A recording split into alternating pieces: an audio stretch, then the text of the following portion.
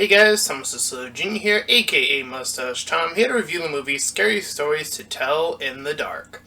So this movie follows a young girl named Stella, who comes across with her two friends, I believe their names are Augie and Chuck, come upon this haunted house on the Halloweens in the early years of the 1960s. They start to do the investigation after doing revenge pranks on this bully character named Tommy. Thus, when they get locked in, they start to look around, and one of the characters, I believe it was Stella, who ends up finding this book based off of this person named Sarah. So she talks briefly about how the stories would apparently kill people. So, as they are making their way out, they find their way out. Things seem to be calming. Stella and the other two guys run into this other character named Romano, or something like that. Ramon, I believe. So, yes. They are doing all that. And as the night progresses on the next day or something to that effect, one of the characters, the first character to be axed off, is actually this bully Tom character, who is written into the book unknownst to our people here. He's chased by a scarecrow, the one on the poster there. And then he is killed and then, transformed into a scarecrow. So, after they hear about this, they do some investigation on the body. Stella thinks, or, tries to prompt that it was him, that maybe there's something wrong pretty quickly. This Ramon character that's with her is sort of rejecting that notion. So, as the two are discussing the possibility of what happened, the book, as she's carrying it, writes a new prompt as she's holding it, so they both visually see this. That Augie, this other character, is next, based on this toe story. So they tried to call him via radio, or walkie-talkie, and he's not buying it, saying oh, that's silly, you're the only people saying this line that you keep repeating, and then as he eats his toe soup and then goes bleh, this creature comes out and starts to look for him. So this creature has, like the previous ability, to be in a location that it was not previously. So, Augie's under the bed, he's hiding there, waiting. He comes out, looks up above, and then gets dragged from beneath. So, that is the end, and then Stella and Ramon make their way after the fact, not seeing anything. So the two of them call up these other two, Chuck and his sister. The sister was the one who's dating that Tommy character. Now she kind of got she was kind of going whatever, and then so they're trying to convince these other two that this is actually going down, and of course they don't believe it. So they split up again, or at least one of them does. How convenient that one of them always has to go somewhere else. And she happens to be the next of the stories. I believe her name is Ruth. So, she gets this bug story about a pimple that grows on her face, and then she goes to the bathroom, and then eventually they start to crawl out of her face. The other two, or three I should say, see the story as it is being written. By the by, earlier in the movie, they make sure to show that they rip the book to show that that was ineffectual. They also tried to burn the book, which also proved to be ineffectual. So I'm actually pretty glad that they showed what the rules of this book were pretty early on. It establishes, at the very minimum, that you're not getting rid of this book that way. So, anyways, getting back to what's going on currently, they managed to get to her, and this is probably where the movie starts to get a little bit wonky, where they technically save her, although they say at that point in time that she's dead, but later on you find out that she's totally fine. It almost feels like her particular story was almost written in reverse, if anything, but I don't know. Anyways, so she's hospitalized forever, quote unquote. And that's another thing that she mentions. So Chuck mentions this red room and how he's terrified of it. And so he, of course, like an idiot, splits himself away from the other two, because at this point they did some research, which led them to some other research, which led them to trying to get research from the hospital.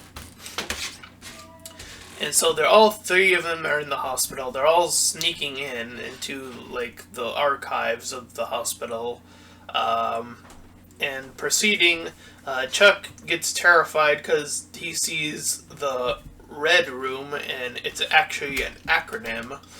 So he assumes that that's what the red room means. So he wants to he wants to separate himself, not go any further, as the other two proceed further. So he ends up like almost getting caught by these other people as he's trying to sneak around.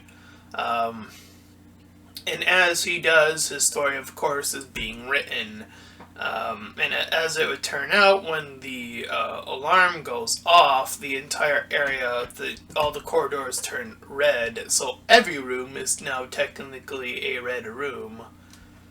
So he's freaking out, of course, and as he's starting to run down these corridors, he sees this fat lady with a wide smile, and she seems to walk very slowly towards him, and he promptly turns around and starts to try to run down another corridor, only to see her on the other corridor. And as he tries to other ways, she appears to be down every corridor. Every door, every side door seems to be locked, and she's inching from every corridor closer and closer to him.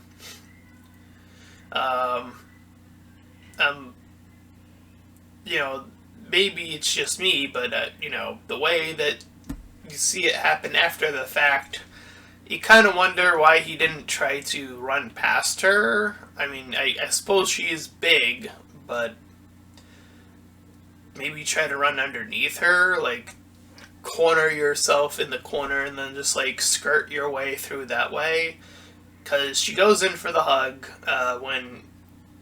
from all four sides, because now there's four of her on each corridor, and they're supremely close, and then they all hug him. He's absorbed into them, and then that's that. He's dead, according to the movie, I guess. So now it is just Stella, our main character, and Ramon. So the two of them get stopped by the police, and the reason why they didn't go to the police earlier is apparently that Ramon character has some sort of past with the police, and they don't trust him, and etc., etc. So they end up getting arrested, the two of them. And there's this part in the movie where there are certain parts in the movie where Stella is like trying to talk to her dad, and this is like the final times, like she's calling to say goodbye or whatever. I was almost expecting her dad to come get her, but that doesn't happen, so I'm not sure why they did that. They incorporated this little mini story with the dad. I assumed what was going to happen was when Ramon's story is being written, which it does, when they're both in the prison, is that while they are locked in, that the dad would come and get both of them and see this new monster, this disembodied monster that ends up trying to get to Ramon and gets through this cop in the process. So, the two of them are managed to get out on their own, though, and they proceed to run outside, and Ramon says that they should split up because, of course, splitting up in this scenario actually does manage to work, but okay. So he says he's going to distract the monster that's chasing him while she goes off and tries to get to the bottom of this whole mystery about what Stella has been doing and all that stuff. So he ends up going one way, she ends up going another. She gets to this house, the house that they entered in earlier, to try to get in. And while his story is already sort of being written, her story is also now simultaneously being written about the haunted house. And he has the book at this point, so he's the one reading about this. So he manages to outsmart the monster that was chasing him by crashing his car into another. There seemed to be no one in there, but whatever. So he proceeds forward, and he somehow finds a way also to the house, even though one street was going this, like, to the left, and one street was going the opposite, or upward, or right, I should say. So, I'm not sure how he ended up, I guess he just did a big circle and ended up also getting to the house. So, Stella is like teleported into a new version of the house while, or I should say, when the house was occupied, so I guess she went back in time, question mark. While Ramon is in the present with this other creature that is chasing him, she is carried off by the people who apparently tortured this Sarah character. They think that she is the Sarah character, so they lock her up. She talks to Sarah, the ghost of Sarah, who's filled with rage.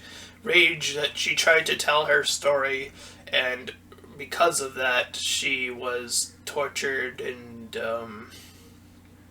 because she was trying to save people, because these other people were